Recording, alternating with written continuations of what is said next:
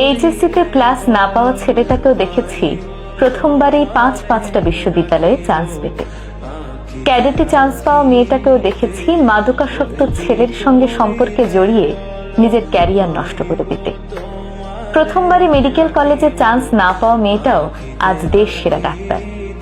বিশ্ববিদ্যালয়ের সবচেয়ে কম সিজিপিএ নিয়ে বের হওয়া শিক্ষার্থীটাও আজ লাখ টাকা ইনকাম করছে সৎ পথে। বিশ্ববিদ্যালয়ে কাঁপানো সুন্দরী মেয়েটি তার আজও বিয়ে হয়নি, কারণ সে একটির পর একটি ছেলে পাল্টাচ্ছে বেটার অপশন খুঁজে পাওয়ার জন্য। বন্ধু মহলের সবচেয়ে বেশি হাসি তামাশা করা হতো যে বন্ধুকে নিয়ে, আজ তার সুন্দর একটি গোছানো সংসার হয়েছে। টিউশনি করিয়ে নিজের লেখাপড়ার খরচ চালানো সেই ছেলেটি আজ ব্যাংকার।